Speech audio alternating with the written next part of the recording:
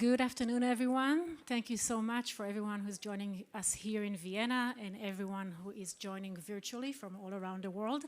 My name is Ravit Turjeman. I'm the Chief Operating Officer of ReelAbilities International. ReelAbilities is the world's premier presenter of films focusing on disability. We use film and other forms of arts to promote disability, inclusion, and accessibility, both on and off the screen. Those of you who are not familiar with ReelAbilities, we host an annual film festival in 15 cities throughout North America. We have a streaming platform, an industry summit, educational programs, and workplace programs.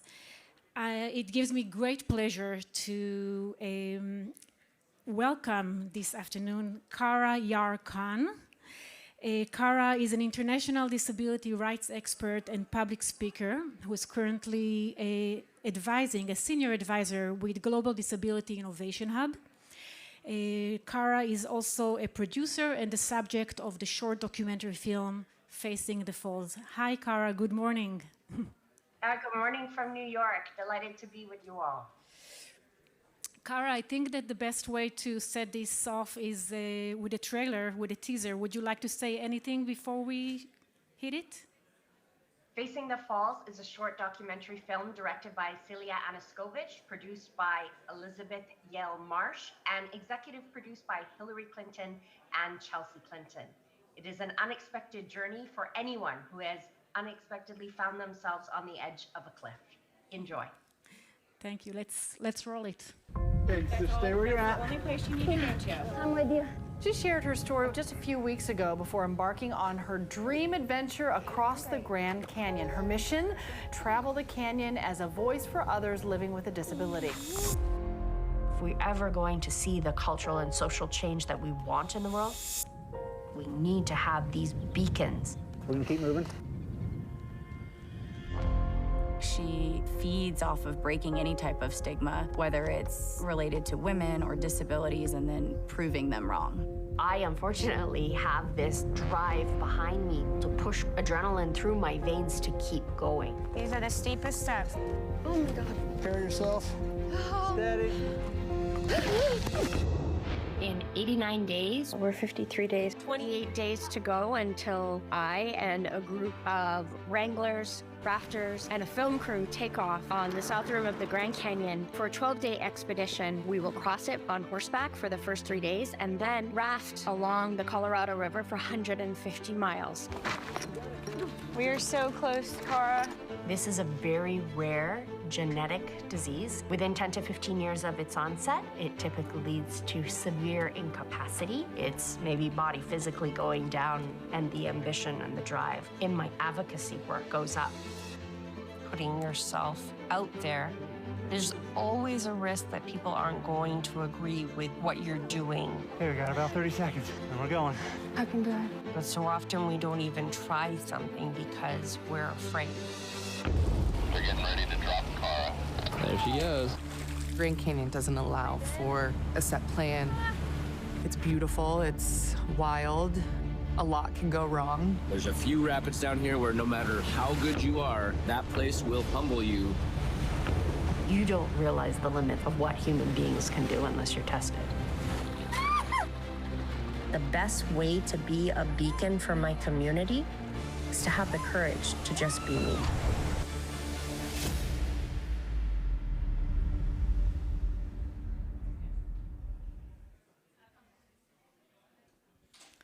Fabulous. I think we can give a little round of applause. So, Cara, you have an extensive background in disability diplomacy, policy, and advocacy. Yet you chose to go with the medium of film to really tell your story. You have a background with the White House, UN, and UNICEF, and TED. And what was your hope for the impact that this film will create comparing to other more traditional advocacy channels? There's something to be said about the power of film and telling our stories where they can be heard and visualized in the most basic way. when we talk about barriers or exclusion or disability rights, it doesn't make it real for people who don't understand what those issues might look like in the real world. And so in documenting this expedition and the plethora of barriers, it gives people an idea, an actual example to put meaning to these technical words or definition. Furthermore, it has the ability to show the nuances of human connection and the plethora of emotions that are attached to our day-to-day struggles. And I don't know that any other medium other than film can do that. Definitely agreed. And what's beautiful about this film is that, you're not portrayed, it's not another mountain climbing, overcoming challenges type of film. You show your failures, your downtimes, your low times, I'm sorry, and you don't fall into this stereotypical type of portrayal. It's really human and authentic. Thank you. It's so important, I think, to show how many people, including myself as someone who has a disability later in life. I wasn't diagnosed till the age of 30. I'm 48 now and only using a wheelchair 5 years. How I have unlearned ableism. I've unlearned the stereotypes and biases, conscious and unconscious, that were taught to me from childhood and perpetuated throughout school, through my family.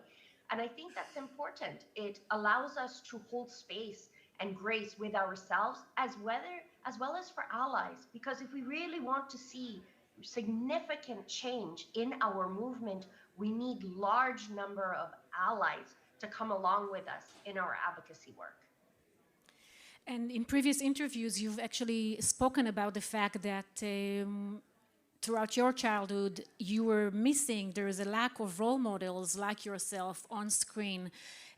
How do you hope that Facing the Falls will help fill this gap, this void?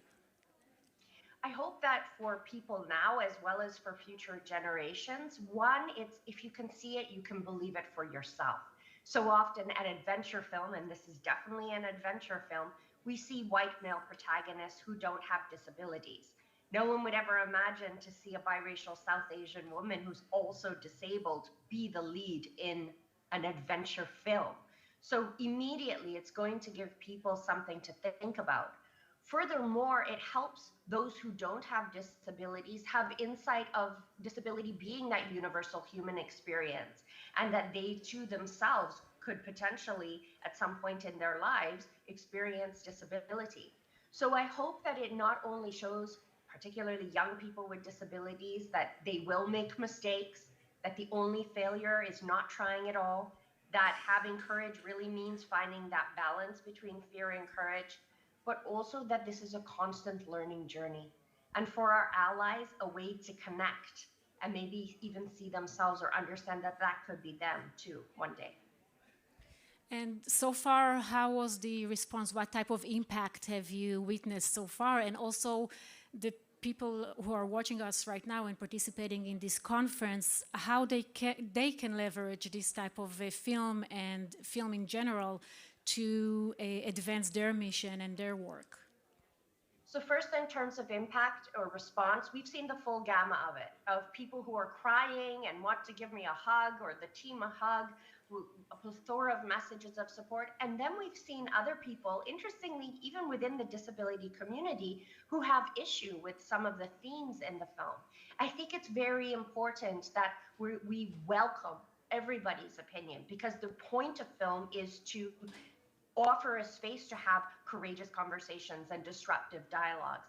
And in terms of what this film, Facing the Falls, or all of the films that ReelAbilities features in their film festivals and their programming throughout the year, I would really invite people to not only watch Facing the Falls, which is available on YouTube for free in multiple accessible formats, but to go to ReelAbilities' website and look at these are world-class films. Check them out, look at the programming, see how your organization or even you as an individual can participate and get involved, and spread the word. Our community is stronger when we support each other and we speak out particularly about the great work that we're doing. Thank you so much. Is there any reaction, anything that you completely did not expect coming into this that has happened after you released the film to the world? You know, that could probably be a book unto itself or another film entirely. I would say, first and foremost, I never imagined that it would take 10 years to make this film. I never imagined that it would be so expensive. I never imagined that we would face so much rejection. You know, you think this is a good advocacy story project that wants to make a positive contribution in the world. It speaks to the resilience and tenacity that we as disabled people have anyway in our lives, but really forced me to rise to the occasion and constantly be drawn back to the community who helped make this film, everyone who donated, everyone who said yes. And so they were my driving force to keep going and to make sure that this film became a reality. And what is next for you? Do you plan a sequel for Facing the Falls? I hope so, but honestly, when it comes to the expedition I'd like to do in the Grand Canyon next, which is the entire river, 277 miles, we only did half of it, I'd like to go without cameras and maybe just have that moment for myself. But I do think that just from my lived experience, but also the incredible advocates I'm meeting around the world, shining a spotlight on them and their work through film would be something I would definitely be interested in supporting. Fantastic. I would like just to remind everyone once again, the film is available on YouTube for free with multiple accessibility accommodations. How can people find it? Just, do you have a website? So facingthefalls.com, you can find the film and learn about the crew and the team who made this. Everyone was a woman, person with a disability, and or a minority. We were very intentional about who was involved in front of and behind the camera. But there on the website, you'll find the link to YouTube, facingthefalls.com. Fantastic. I will just add that ReelAbilities, as you've mentioned, we have year-round programs and we really meet people where they are with our programs. We take the films into the classrooms, into the workplace, and with films just like Facing the Falls, and specifically Facing the Falls, we use this as a tool to, create a real cultural change. Earlier today, I spoke with Chris Patno of Google about using creative storytelling to really make an impact in the work that all of us do. Any insights on this type of impact that you've witnessed with the film? I think what's interesting is that people will think, a disability film, and it's pigeonholed there, and they don't realize how it would potentially relate to their work or their organization. And having the opportunity to open their eyes to the possibilities of the themes that can be discussed, whether it's leadership, teamwork, resilience, adaptive adventures, it just takes a moment. So I'd encourage people to be open-minded. I can't wait to think about how maybe with our organization, Global Disability Innovation Hub, and shout out to Ian, our wonderful CEO, who's in Vienna. I hope you all get to meet him. But for example, how might we see partnerships with the University College London, where GDI Hub is based, and films like mine and others that ReelAbilities have. So that's great news about Google. I can't wait to see where that goes. Thank you so much. Next month, we are going to launch our 17th edition of the flagship festival in New York. We have an incredible lineup of films coming up, and we hope that people will join us also for the Industry Summit, where we really dive deeper into topics of disability inclusion and accessibility, both in film and performing arts industry. This Industry Summit is actually available virtually, globally, so please tune in, reelabilities.org/New York or /summit, depending on what you're interested in. Without further ado, Cara, words of conclusions? Don't miss a ReelAbilities event. I was at the opening of the festival last year. I'll be at the closing this year. it completely just blows your mind. It really is one of the best experiences I've ever had. So I personally invite all of you to get involved, and thank you for your support. Have a great time in Vienna. I'm sorry I can't be there with you. Thank you, Cara. Thank you, everyone.